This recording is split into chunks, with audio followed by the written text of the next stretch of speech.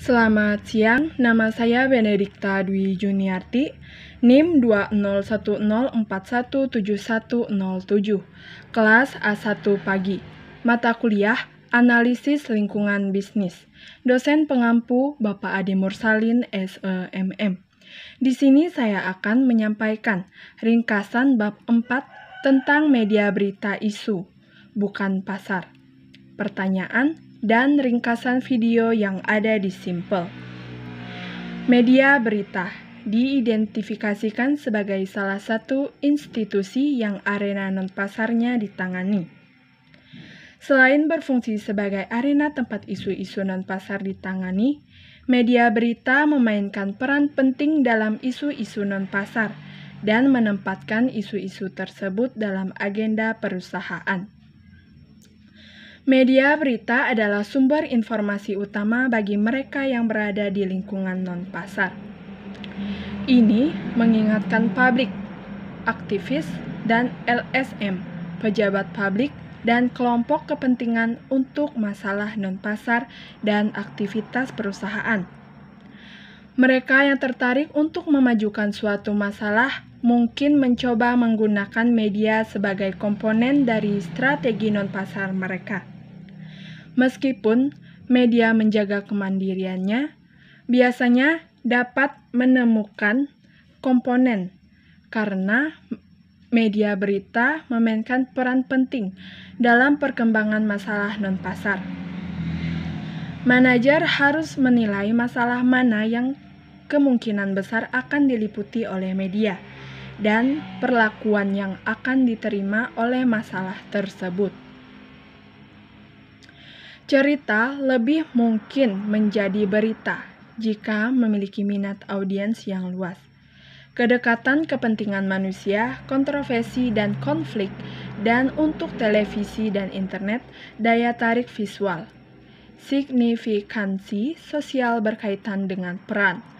Media sebagai pelindung hak publik untuk mengetahui dalam peran, media terkadang dapat terlibat dalam advokasi dengan membuat penilaian atau mendukung kebijakan tertentu.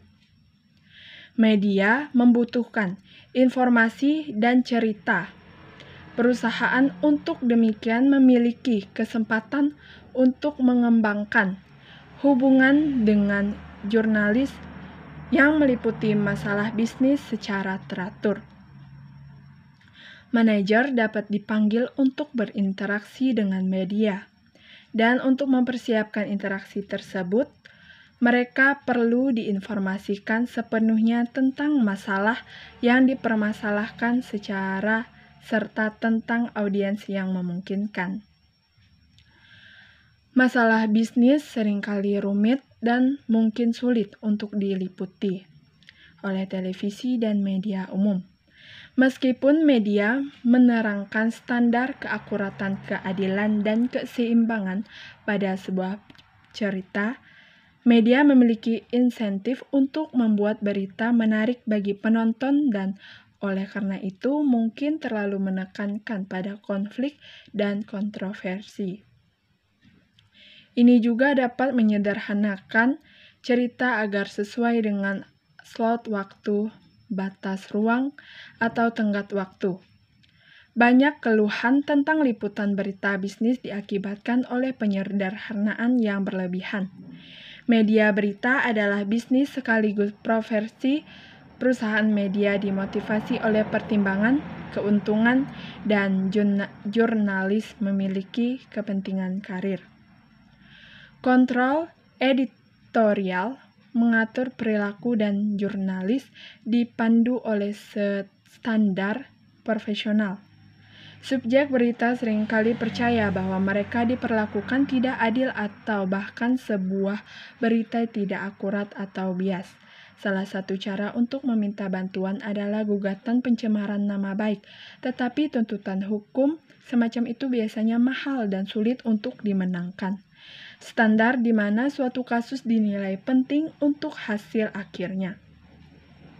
Standar ini memberikan perlindungan yang cukup besar bagi media karena seorang tokoh masyarakat harus menunjukkan kebencian yang sebenarnya dan mengabaikan kebenaran secara sembrono.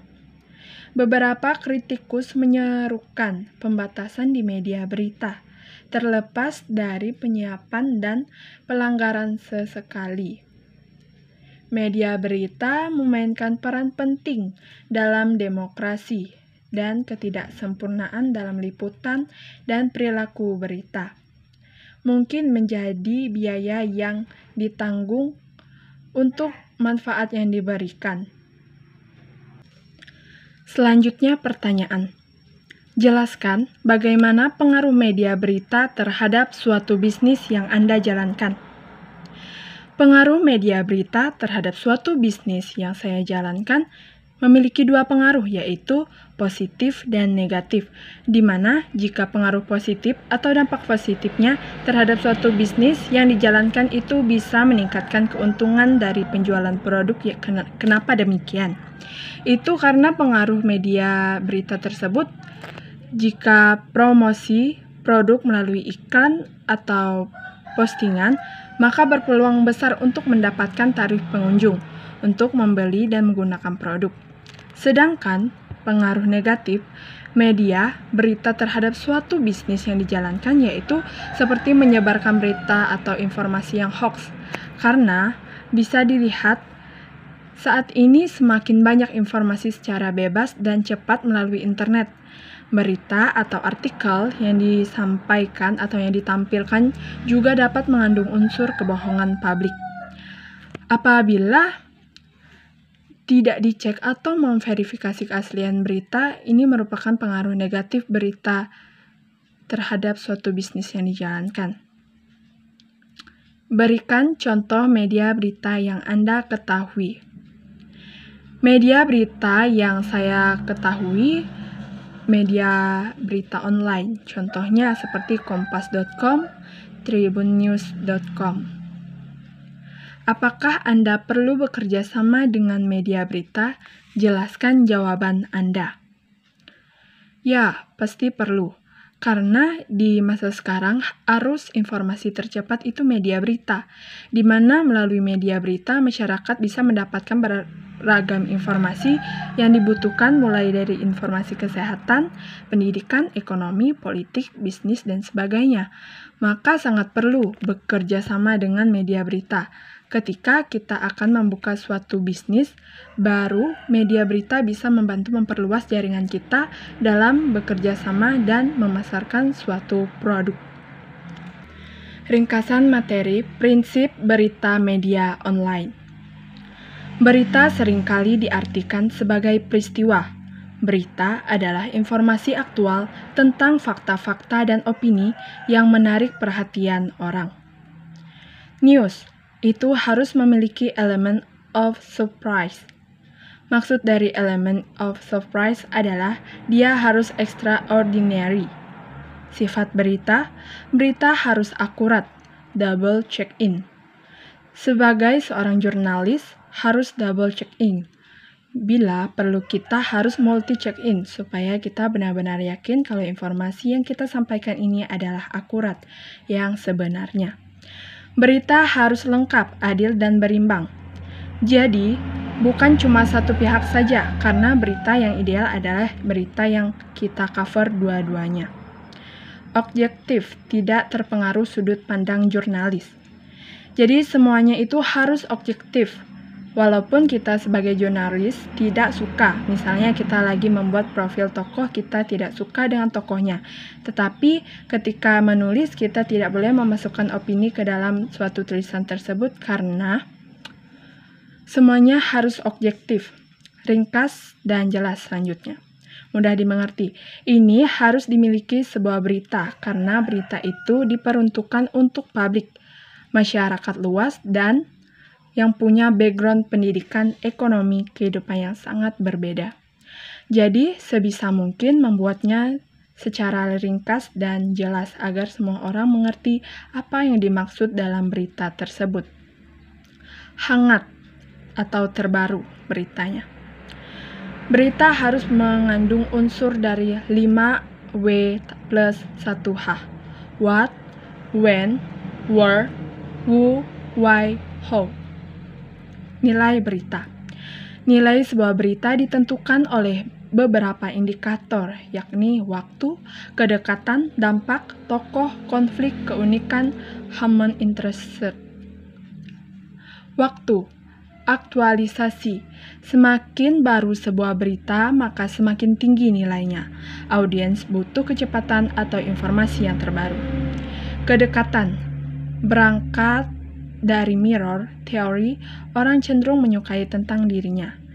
Peristiwa yang mengandung unsur kedekatan dengan audiens akan menarik perhatian. Dapat berupa kedekatan geografis maupun emosional. Dampak. Peristiwa yang terjadi seberapa besar akan mempengaruhi masyarakat. Lihatlah ada beberapa masyarakat yang akan terpengaruh dengan adanya peristiwa tersebut. Contoh, kebijakan PSBB untuk menghadapi masa pandemi. Selanjutnya, tokoh. Keberadaan tokoh yang terkenal dan berpengaruh juga akan menarik perhatian publik. Misalnya, seperti Presiden Jokowi dan cucunya, Jan Etes, bermain ke mall merupakan hal yang menarik bagi masyarakat. Namun, jika tokohnya diganti oleh rakyat biasa, maka tidak akan menarik. Konflik. Peristiwa atau kejadian yang mengandung pertentangan senantiasa menarik perhatian pembaca. Hasil penelitian dalam bidang sosiologi secara alami manusia terbukti memberi perhatian (menyukai) atau konflik tersebut. Keunikan. Sesuatu yang tak lazim, aneh, atau tidak normal memiliki daya pikat tersendiri bagi manusia. Misalnya, ibu yang melahirkan anak kembar 7, atau tukang becak yang menemukan kantong berisi uang senilai ratusan juta rupiah. Human interest. Informasi yang mengandung drama dan mengunggah perasaan manusia, memberikan sentuhan emosional. Misalnya seperti 6 bayi di NTB positif corona. Peristiwa yang kini tengah viral atau trending ketika banyak orang yang tahu tentang suatu permasalahan tersebut dan setiap orang mulai membicarakannya. Baiklah, sekian ringkasan bab 4, pertanyaan dan ringkasan video yang dapat saya sampaikan. Atas perhatiannya saya ucapkan terima kasih.